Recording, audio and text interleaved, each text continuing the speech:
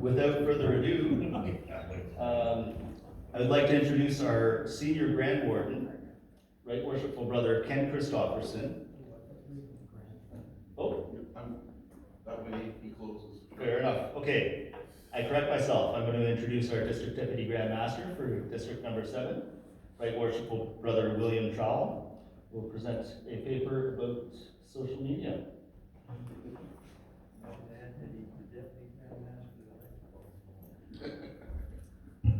I don't need that, my voice echoes. I've had a lot of practice with my son. That's okay with you, Lee. As we all know, social media is part of our lives now. So I've written a paper on the benefits of social media for Freemasonry. In recent years, social media platforms have revolutionized the way individuals and organizations communicate, connect, and engage with one another. Freemasonry has a rich history of traditions of fostering personal growth, community service, and ethical principles amongst its members. However, in today's digital age, the relevance and visibility of Freemasonry can benefit significantly from utilizing social media platforms to reach a wider audience, engage with the public, and showcase the values and teachings of the craft. Our lodges can utilize social media platforms to share information and educational content, along with principles, rituals, and history. By posting and engaging articles and videos, we can effectively address misconceptions and provide accurate information to the public. The content can be designed to debunk common myths and explain the true nature and purpose of Freemasonry. Social media platforms allow for interactive communication with the audience. Lodges can actively engage in conversations by responding to comments, messages, and inquiries from the public. By promptly addressing concerns and queries, we can provide accurate information and clarify any misunderstandings that exist. Lodges can leverage social media platforms to share real stories and experiences of past members who have shaped their communities by featuring testimonials, personal journeys, and accounts of positive impact of Freemasonry. We can provide authentic narratives that counter myths and stereotypes. Sharing these stories can help humanize Freemasonry and showcase the positive influences it has on individuals and communities. In addition, the use of visual content is highly effective in capturing attention and conveying information. We use visual content on social media platforms to showcase the history, symbols, traditions, and charitable activities of Freemasonry. By visually representing the craft, we can help dispel myths and misconceptions that may arise from misinterpretations and a lack of knowledge. But not only can social media raise awareness of the craft, it can also be a valuable tool that we use during the 6 steps to initiation. Many times, lodges have a person seeking initiation that is unknown to the brethren. A quick search over social media can aid in understanding the potential candidate. Within our district, there are 2 lodges right now that have public Facebook pages. These pages share local historical events involving Freemasons and to promote the BC&Y and Masonic Marker websites. Recently, a local study was completed on the effects of paid promotions using social media. These promotions were directed to a certain demographic within the Greater Trowell and Salmo areas, which was run for 1 week in each community. The end result was 8 potential candidates reaching out through the BC&Y site. In addition, the Facebook page has also created talk within the local community and workplaces, thus by raising the awareness of the craft within these communities. The integration of social media within Freemasonry presents a unique opportunity to bridge the gap between the fraternity and the modern world. By leveraging the powers of social networking sites such as Facebook, Twitter, Instagram, LinkedIn, Freemasonry can enhance the communication strategies, promote transparency, and attract new generation of members who are digitally savvy and eager to connect with like-minded individuals.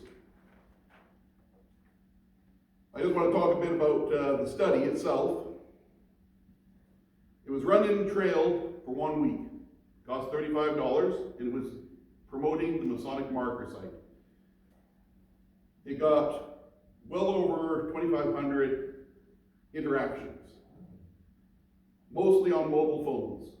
The great thing about Facebook or Meta is that they give you all these breakdowns. 35 to 44 was the primary age group. It was shared multiple times, and as I said, there was multiple interactions. I've got comments and even a breakdown of each day by age group. So it's a valuable tool to know what demographic you're going after, and this was males between 21 and 65. Salmo, a smaller population, they had 1,300 interactions. And it just went to the Salmo area plus or minus a certain kilometer range. I think I said it for 15 miles. And their demographic was 45 to 54, was the primary people. So it can be used, and it can be used properly. Right now, the Craft Relations Committee is looking at creating a guideline to raise awareness of the usefulness of social media for lodges. But we always have to remain vigilant that when using these platforms, that we do not share information that is restricted. So Corinthian just did a post on a past Grand Master, Most Worshipful Brother Schofield, who was a founding member of Fidelity Lodge. Did a bit of history on him. We don't do any active members now without their permission. So we always want to make sure that we're diligent to respect the brethren of the lodge, but also raise awareness. And the best way of doing that is our brethren that have passed before us, that are hundreds of years old. And that's what I have to bring forth. And I'm more than willing to answer any questions or any concerns. Oh, no. If you'd like a copy, I did print some extras. You can see me afterwards. And if you'd like to take a look at the results, I've also got them here to view. And one last thing, the benefits of it. I had a young lady reach out trying to find history of her grandfather. And she sent me some pictures. From 1947, the officers of Fidelity Lodge. Picture of her father. And a drawing that he did for Fidelity Lodge. And so it's spurred that feedback of information back to the lodge. And this is stuff that we didn't have. So I'm going to dig through the archives and get her some information that might enlighten her to her grandfather's journey. Yes? I've heard something about the Grand Lodge just getting a new website. Would it be a good idea if we are going to start up local lodge pages to be referring a lot in that direction? The Grand Lodge website is basically all-encompassing. We need to shrink it down to the local level, represent our local communities. I'm not saying Grand Lodge website. I do refer to the BC&Y site, to the Masonic Market site, or I take information from the Grand Lodge site, because it's a wealth of information, and I utilize that. And there are links going back to the Grand Lodge site. But tying Facebook pages to Grand Lodge site, no. But you can give them the thread so they can, if they want to learn more, they can follow that journey. My curiosity around that was because they have an incredible wealth of information on anti-masonry. And so when I first started looking into becoming a brother, and I was referred to the Grand Lodge website, I went through all the anti-masonry stuff, and it answered so many questions for me that I had, and this information that I learned. So yeah, really wealth of information for anyone that's having to answer questions of that nature. And that's a great point, and that's where whoever's running the Facebook page for your local lodge, you can utilize that information because it's out there already for the public to see. But this way, you're bringing it to your local community, because everybody knows that people are always constantly flicking through video. There is discussion to probably build, or this is under thought right now by the Craft Relations Committee, to create videos, short video clips that will be shown on social media and utilized by local lodges, just with our own jurisdictional information shared.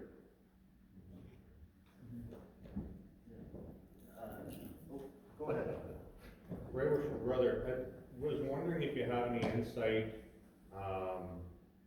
or I guess recommendations, because on Facebook, it's a platform where naturally people can comment, they can ask questions, but they also might put information or make suggestions on there that are anti-Freemasonry.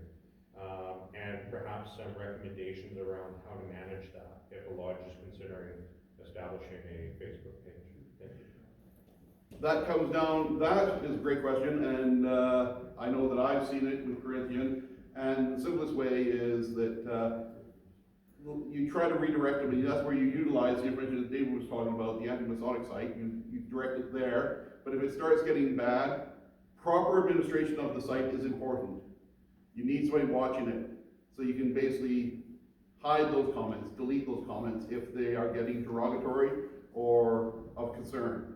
But utilizing Grand Lodge's site can benefit to basically put the misconceptions in their place. Yeah, I've experienced the same thing with the Castle Facebook group. Is sometimes it's an opportunity to address a misconception, and you can leave that comment there and engage with it and give a counterpoint. When it crosses the line into slander, that's when I delete that comment. Same thing in the private Caslo community group. Just posted a nice picture, a piece of history, saying we're doing a public tour. Somebody really got into it, and it was just like, nope, we gotta cut that out. And but I wanted to refer also to something Joe said in his presentation, that the Grand Lodge website, through the trestle board part, can be linking to all of the different lodges' Facebook pages. Yes.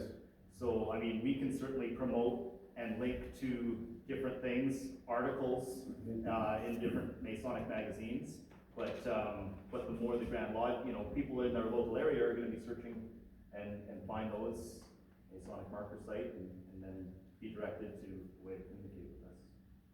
So, not a question, or a comment? Nope.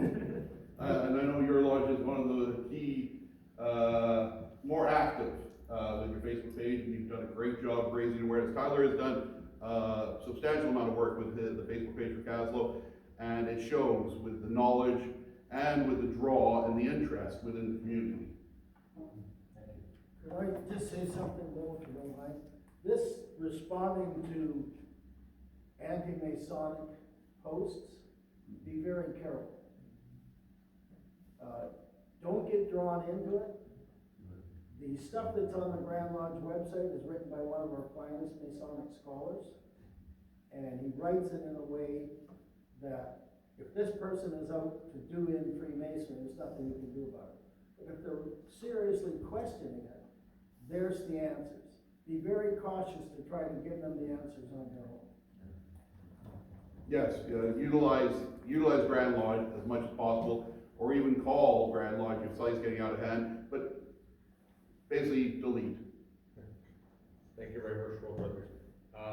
The reason I asked was, I mean, I've run several Facebook pages, so I understand the nuances of that, but certainly anybody who's not had experience doing that, that would be something that they would come across probably. I know in Grand Forks our Facebook pages can get quite lively at times.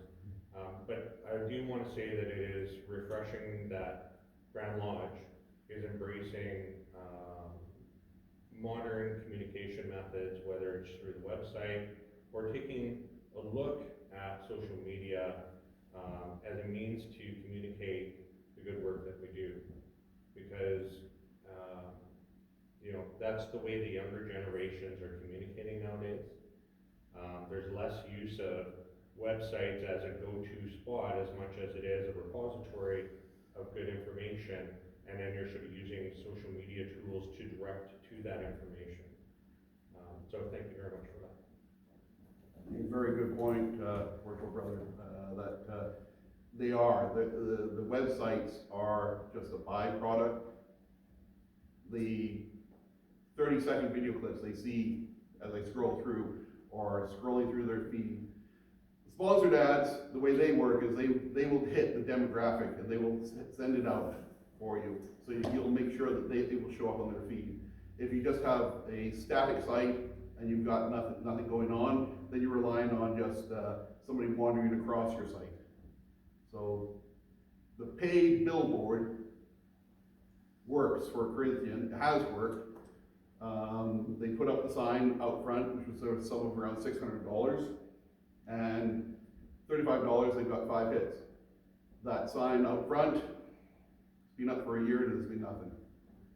So it's just a show of the changing society they're on their phones more than they're out looking around. Just struck me to make another point about the negative responses and back and forth is for anybody running a Facebook page for a lodge, turn on commenting. Yep. Make it a one-way communication platform, and people can send a private message, but they can't flood the posts with comments. And then the other side of the social media sphere as a whole is the private groups that we can have as members to engage with each other, less of a promotional thing, but just as a way to connect with each other. And that's been happening a lot in this district, and it's good to see more of it. Those that don't know, District 7 has, Corinthian Lodge had a closed Facebook page for a period of time. There was so much interest from throughout the district, it went to a district Facebook page, and it's a closed, so public are not allowed. They gotta be allowed in by a moderator or by the administrator. Moderators are the secretaries of each lodge. All right, well, no more questions. Thank you very much, brethren. Thanks very much.